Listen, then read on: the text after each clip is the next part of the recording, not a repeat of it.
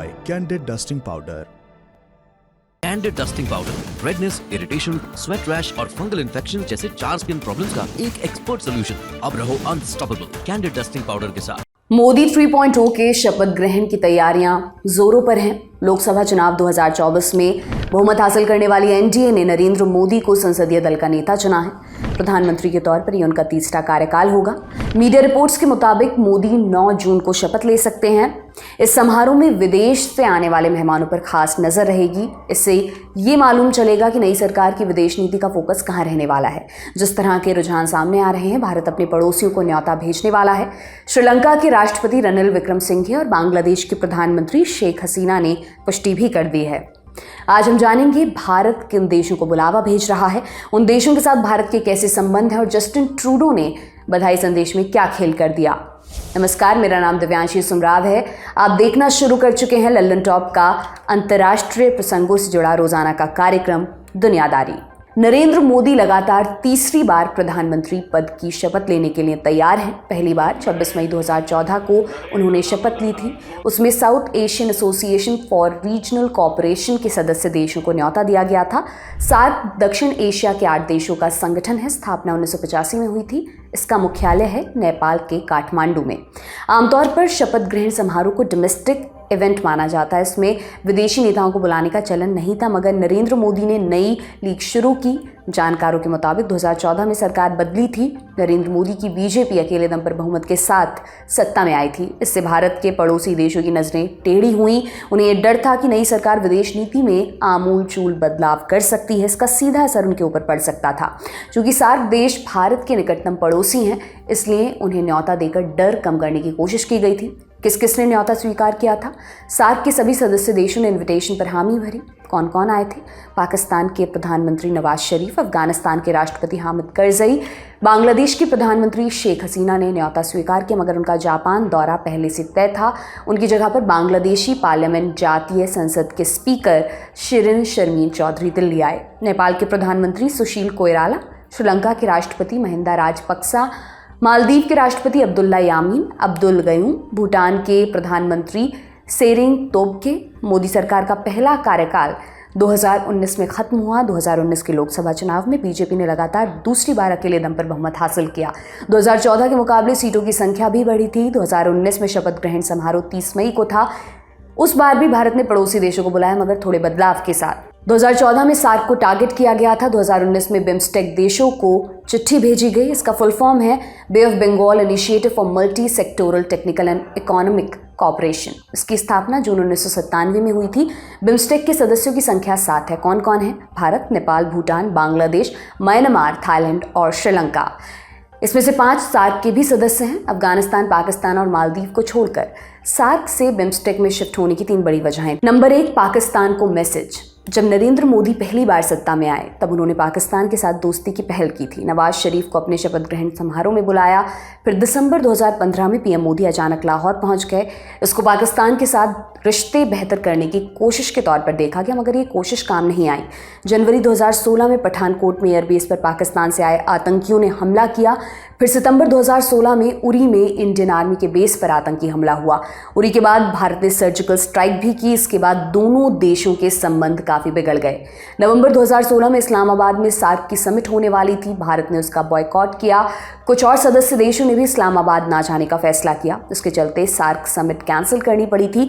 तब से कोई सार्क समिट नहीं हो सकी है। इसके बाद 14 फरवरी 2019 को जम्मू कश्मीर के पुलवामा में सीआरपीएफ के काफिले पर आत्मघाती हमला हुआ। इसमें 40 जवान मारे गए। भारत ने पाकिस्तान पर आरोप लगाया। 2 हफ्ते बाद भारत ने बालाकोट में सर्जिकल स्ट्राइक की। इसके बाद दोनों देशों के बीच तनाव बढ़ गया था। इस घटना के 3 महीने बाद नरेंद्र मोदी ने दूसरी बार पीएम पद की शपथ ली। उनकी सरकार की कोशिश पाकिस्तान को अलग थलग करने की थी। इसी कोशिश के तहत सार्क के बजाय बिम्स्टेक के नेताओं को बुलाया गया। नंबर 2, सार्क की घटती प्रासंगिकता। नवंबर 2016 में इस्लामाबाद समिट कैंसिल होने के बाद सार्क ठप पड़ गया था, मगर भारत को अपने पड़ोसी देशों को साथ लेकर भी चलना था। इसलिए उसने विकल्प के तौर पर बिम्स्टेक को चुना। 2017 की बिम्स्टेक समिट में पीएम मोदी के ऐलान ने भारत की प्राथमिकता स्पष्ट कर दी। पीएम मोदी ने कहा था, ये नेबरहुड फर्स्ट और एक्ट ईस्ट की हमारी विदेश नीति को पूरा करने का सबसे सही मंच है। नंबर 3, चीन के प्रभुत्व को चुनौती। बंगाल की खाड़ी के रास्ते 25% ग्लोबल ट्रेड होता है। इस इलाके में असीमित प्राकृतिक संसाधन भी हैं। चीन इस इलाके में अपना प्रभुत्व जमाना चाहता है। ये भारत के सामरिक हितों के लिए खतरनाक है। बिम्स्टेक के जरिए भारत इस खतरे को टाल सकता है। 2019 में बिम्स्टेक के नेताओं को बुलाने का फैसला इसी रणनीति का हिस्सा था। 2019 के शपथ ग्रहण समारोह में किन किन नेताओं ने हिस्सा लिया था? बांग्लादेश के तत्कालीन राष्ट्रपति अब्दुल हामिद, भूटान के प्रधानमंत्री लोते सेरिंग, म्यांमार के राष्ट्रपति विन मिंट। वैसे आना स्टेट काउंसलर आंग सान सू की को भी था, मगर वो उस वक्त यूरोप में थी। नेपाल के प्रधानमंत्री केपी शर्मा ओली, श्रीलंका के राष्ट्रपति मैत्रीपाल सिरिसेना, थाईलैंड ने ग्रिसादा बुनराक को विशेष दूत बनाकर भेजा था। बिम्स्टेक के अलावा 2 और देशों को न्योता दिया गया था, किर्गिस्तान और मॉरिशस।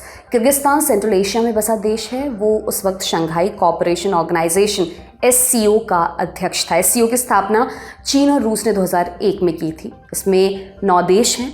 इसका शुरुआती मकसद आतंकवाद, चरमपंथ और अलगाववाद जैसी समस्याओं से मिलकर लड़ना था। बाद में अर्थव्यवस्था और रक्षा जैसे मसलों पर भी सहयोग की बात होने लगी। भारत SCO में अपना प्रभाव बढ़ाना चाहता था। इसी इरादे से किर्गिस्तान को बुलाया गया था।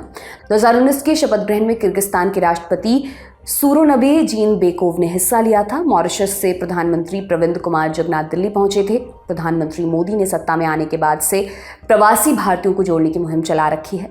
जुगनाथ भारतीय मूल के हैं। उनके आगमन को प्रवासी भारतीयों के प्रतिनिधित्व के तौर पर देखा गया। अब वापस आ जाते हैं 2024 पर। 9 जून को नरेंद्र मोदी तीसरी बार प्रधानमंत्री पद की शपथ ले सकते हैं। इस बार विदेश से कौन कौन नेता आ रहे हैं? बांग्लादेश की सरकारी न्यूज़ एजेंसी के मुताबिक प्रधानमंत्री शेख हसीना ने भारत आने के लिए हामी भर दी है। पिछली 2 दफ़ा वो अलग अलग वजहों से नहीं आ पाई थी, मगर इस बार उन्होंने शेड्यूल क्लियर रखा है। श्रीलंका के राष्ट्रपति रणिल विक्रमसिंघे ने भी न्योते को स्वीकार कर लिया है। मालदीव से रिश्ते खराब होने के बाद इंडियन ओशन रीजन में श्रीलंका भारत का सबसे अहम भागीदार बनकर उभरा है। 2019 के आर्थिक संकट में भारत ने श्रीलंका की काफ़ी मदद की थी। उससे पहले तक वो चीन की कठपुतली की तरह काम कर रहा था। बाद में भारत ने वापसी की। श्रीलंका में इसी बरस आम चुनाव भी होने वाले हैं, उस पर भारत की नज़र भी रहेगी।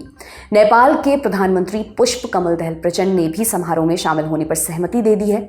एक बड़ी खबर मालदीव से जुड़ी है। मीडिया रिपोर्ट्स के मुताबिक भारत ने मालदीव के राष्ट्रपति मोहम्मद मुइज़्ज़ो को भी बुलावा भेजा है। मुइज़्ज़ो नवंबर 2023 में मालदीव के राष्ट्रपति बने थे। इंडिया आउट कैंपेन चलाकर चर्चा में आए थे।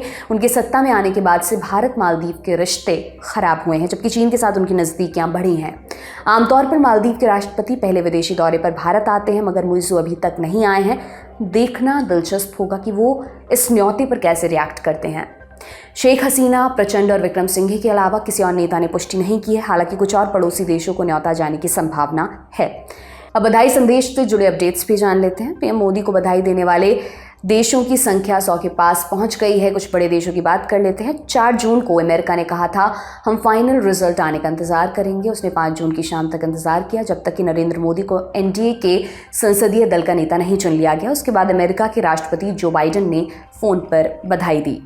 5 जून की शाम रूस के राष्ट्रपति व्लादिमीर पुतिन ने भी पीएम मोदी को फोन पर बधाई दी। दोनों नेताओं ने भारत रूस संबंधों को बढ़ाने पर जोर दिया। बाइडेन और पुतिन के अलावा ब्रिटेन के प्रधानमंत्री ऋषि सुनक, फ्रांस के राष्ट्रपति इमैनुअल मैक्रोन, ऑस्ट्रेलिया के प्रधानमंत्री एंथनी अल्बनीज, भूटान के राजा जिग्मे खेस नामग्याल वांगचुक समेत दुनिया भर के कई दिग्गज नेताओं ने पीएम मोदी से फोन पर बात की। आने वाले समय में और भी शीर्ष नेता इस लिस्ट में शामिल होंगे। आमतौर पर इस तरह के संदेश औपचारिक होते हैं, मगर 3 संदेशों पर खूब हंगामा बरपा है। पहला विवादित मैसेज आया कनाडा से। कनाडा के प्रधानमंत्री हैं जस्टिन ट्रूडो। आमतौर पर किसी नेता को चुनाव जीतने की बधाई वो अपने पर्सनल अकाउंट से देते हैं। जैसे 3 जून को उन्होंने मेक्सिको में राष्ट्रपति चुनाव जीतने वाली क्लॉडिया शेनबॉम के लिए पोस्ट किया था।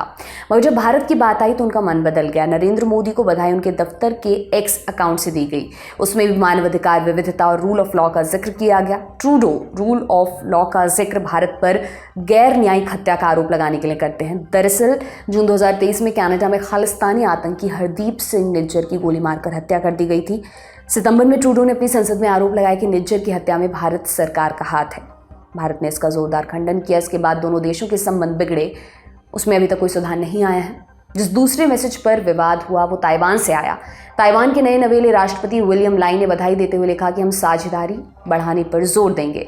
पीएम मोदी ने विलियम लाई के मैसेज को कोट करते हुए लिखा, बधाई संदेश के लिए धन्यवाद। मुझे उम्मीद है हम एक दूसरे के लिए लाभदायक आर्थिक और तकनीकी साझेदारी बढ़ाने की दिशा में काम करेंगे। इस पर चीन भड़क गया। उसने आपत्ति दर्ज कराई, बोला चीन ने ताइवान के अधिकारियों और चीन के साथ डिप्लोमेटिक संबंध रखने वाले देशों के बीच किसी भी तरह की आधिकारिक बातचीत का विरोध किया है।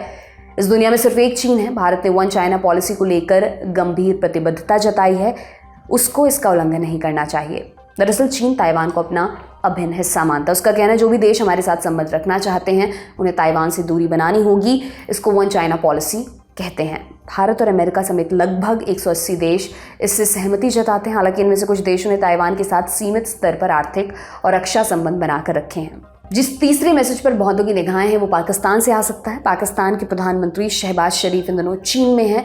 उन्होंने अभी तक चुप्पी साध रखी है। इस चैप्टर को यहीं पर विराम देते हैं, बढ़ते हैं सुर्खियों की तरफ।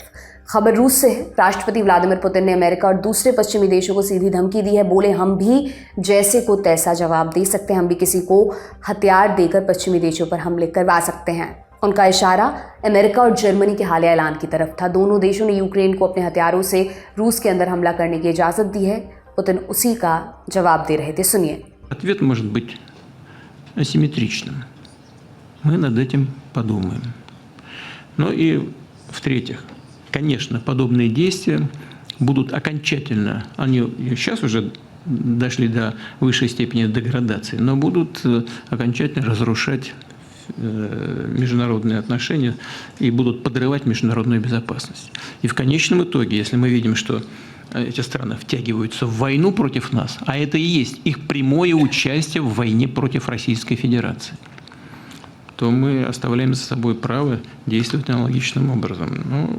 रूस ने फरवरी 2022 में यूक्रेन के खिलाफ जंग शुरू की थी। लड़ाई अभी भी जारी है। रूस पर ईरान और नॉर्थ कोरिया में बने हथियारों से यूक्रेन पर हमला करने के आरोप लगते हैं।